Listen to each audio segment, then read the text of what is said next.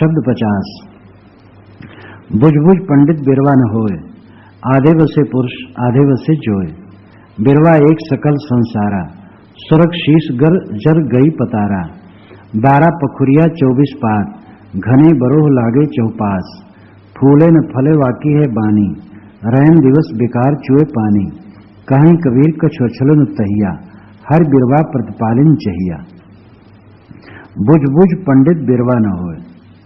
ऐ पंडित, ऐसा समझो, ऐसा विवेक उत्पन्न करो, ऐसा तत्व चिंतन करो जिससे बिरवा न हो। बिरवा नाम वृक्ष, ये संसार वृक्ष, ये शरीर वृक्ष, अविद्या वृक्ष। वृक्ष में कई अर्थ श्लेष हैं, चिपके हुए हैं। एक वृक्ष ये विराट ब्रह्मांड है, जिसमें आगे साहब कहते हैं बिरवा एक सकल संसारा, स्वर्ग शीश जर गई पतारा। उसका शीश स्वर्ग में है और जर पतार में है। तो स्वर्ग और पताल भी लाक्षणिक है, मतलब ऊपर और नीचे सर्वत्र व्याप्त ये विश्व, ये विश्व वृक्ष है। विश्व वृक्ष का वर्णन वैदिक साहित्य में भी खूब आया है। तो एक वृक्ष है जो विशाल ब्रह्मांड है, एक वृक्ष है जो हमारा शरीर और अविद्या है, ये दोनों वृक्ष हैं। अब बाहर का वृक्ष न हो ऐसी बात नहीं, बाहर का वृक्ष तो सब समय बना रहेगा। ये चांद सूरज पृथ्वी अनंत विश्व ब्रह्मांड सब समय बना रहेगा। जो वृक्ष हमें परेशान करता है वो शरीर वृक्ष है, अविद्या वृक्ष है, वो न हो। साहब कहते बुझ पंडित बिरवा न होए। अय पंडित, ऐसा समझो बूझो ज्ञान प्राप्त करो जिससे फिर से बिरवा न हो, जन्म न हो, शरीर न हो। आधे बसे पुरुष आधे बसे जोए। इस वृक्ष में, इस बिरवा में, वृक्ष में आधे में पुरुष बसता है और आधे में जोए पत्नी बसती। जो नाम पत्नी, स्त्री। तो पुरुष और प्रकृति, पुरुष नाम चेतन और प्रकृति नाम जड़। तो जड़ और चेतन ये दोनों मिल करके संसार वृक्ष है।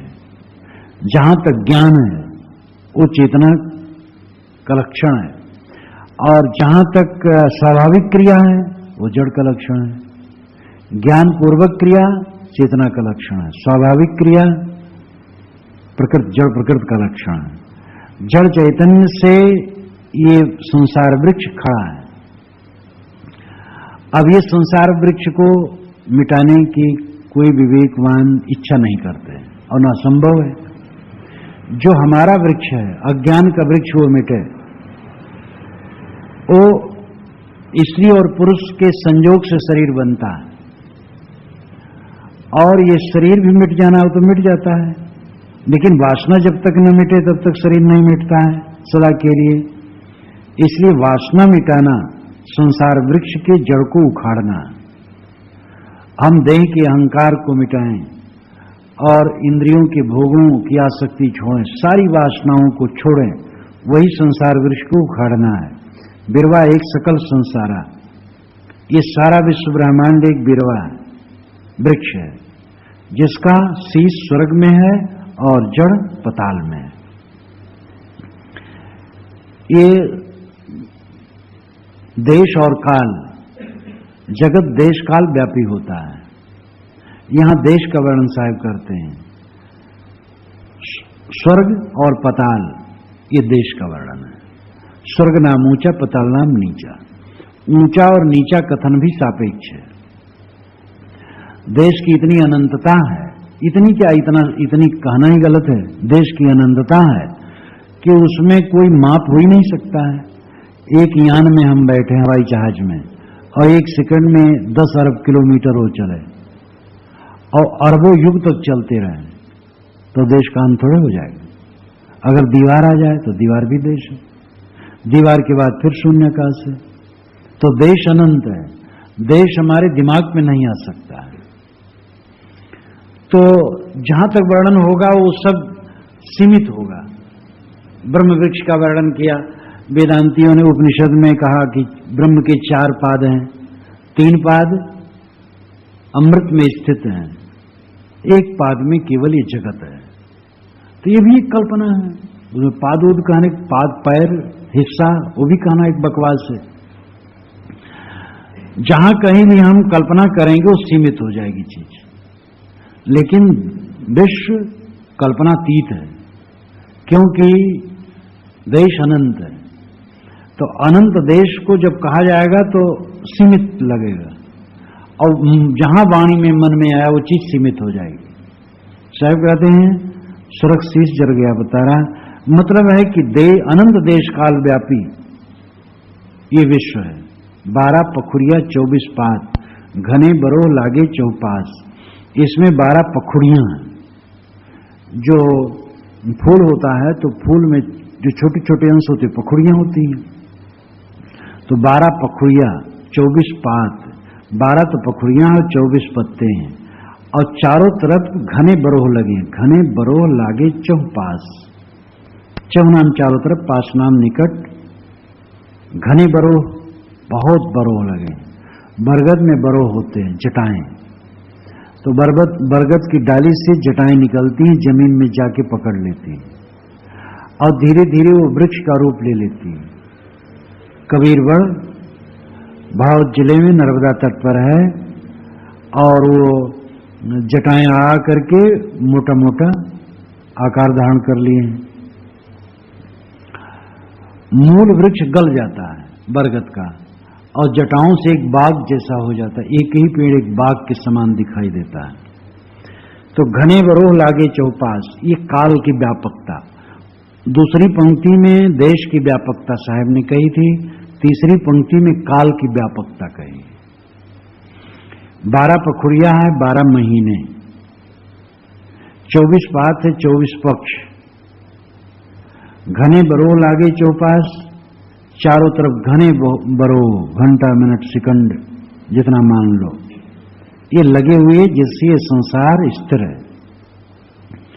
तो देश की अनंतता स्वर्ग शीश चर गई पताला में कहा, और काल की अनंतता 12 पखुड़िया 24 पात इत्यादि में कहा। 12 महीने 12 पखुड़ियां हैं, 24 पखवाड़े 24 पत्ते हैं, और ये सब बहुत सीमित है, क्योंकि काल की अनंतता भी दिमाग में नहीं आ सकती है। अरबों अरबों युग इस अनादि अनंत काल के बीच में 1 सेकंड से भी कम है। इस प्रकार यह विश्व देश काल व्यापी है, अनंत है। फूले न फले बाकी है बानी। इसका यह स्वभाव है कि न ये फूलता है न फलता है। फूलने फलने का मतलब है कि फूल फल लगे तो वृक्ष का सेवन करने वाले को आनंद आए। यहां आनंद नहीं, यहां फूल फल नहीं है। ये तो करील वृक्ष है, संसार करील वृक्ष है। करील वृक्ष परव करायर वृक्ष तर आज मरव की काल है। साहब कहते करील वृक्ष के नीचे पड़े जहां छाया नहीं और ठीक से बैठने की भी गुंजाइश नहीं। करील का वृक्ष ऐसा होता है, वो एकदम झाड़ी जैसी, वो जमीन से थोड़ी ऊपर रहती है, उसमें जाकर के बैठना भी मुश्किल, और पत्ते उत्ते तो होते नहीं हैं, कटीला कटीला सरीखा। तो ये संसार करील वृक्ष है, इसमें फल फूल कुछ नहीं।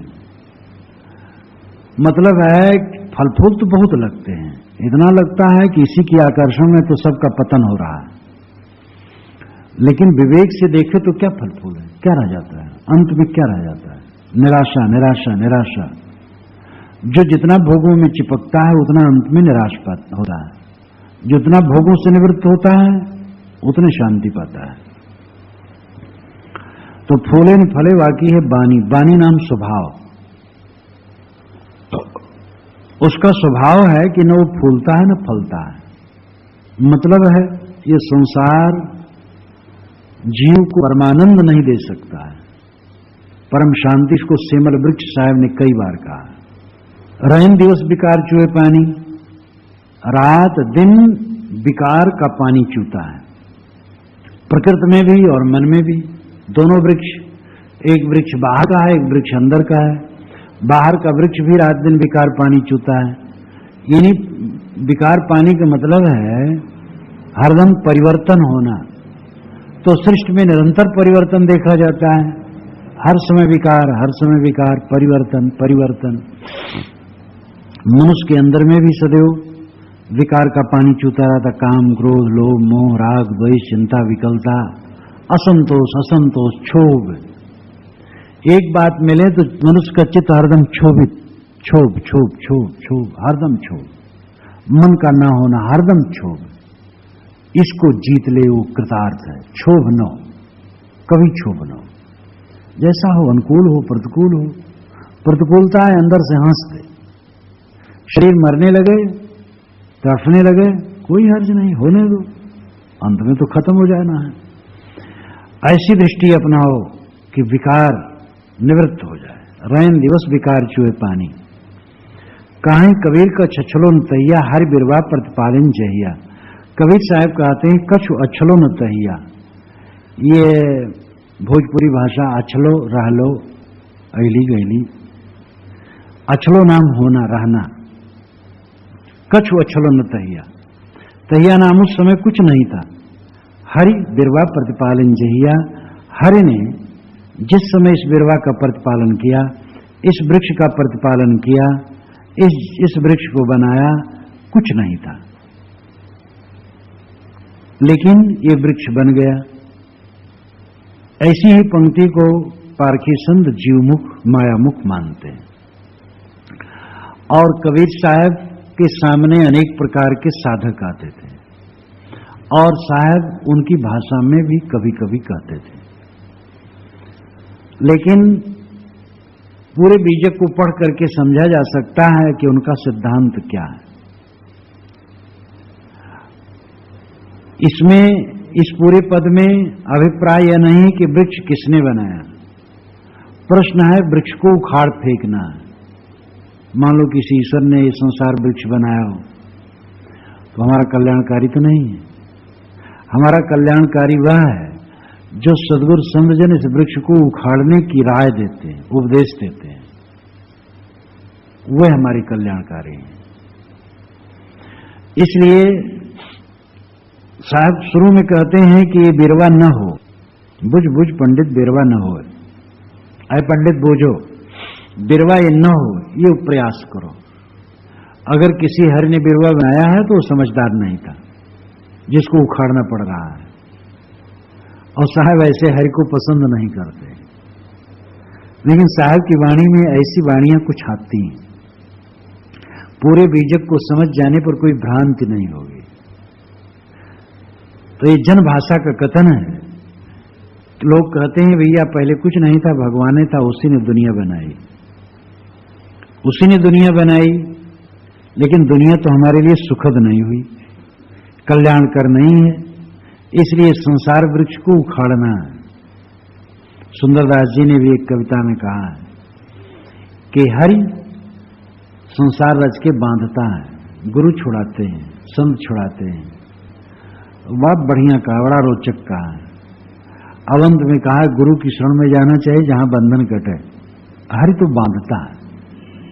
हरि के विषय में जो कल्पना है वो सृष्टि बना करके जीव को बांध देता है, और गुरु उस सृष्टि से छुड़ाते हैं। वस्तुतः जगत तो नित्य है, अनादि है, अनंत है, ये कहीं किसी से हुआ नहीं है, ये है ही। सदगुरु यहां कहना चाहते हैं इस बिरवा को उखाड़ फेंको, बुझ बुझ पंडित बिरवा न होए, आधे बसे बुरुष आधे बसे जोए। ऐसा समझो, ऐसा बूझो कि ये संसार वृक्ष हृदय से उखड़ जाए। और संसार वृक्ष का उखड़ना यही मोह का उखड़ जाना, मोह ही इसकी जड़ है। मोह मिट जाए तो बंधन हमारा मानो मिट गया।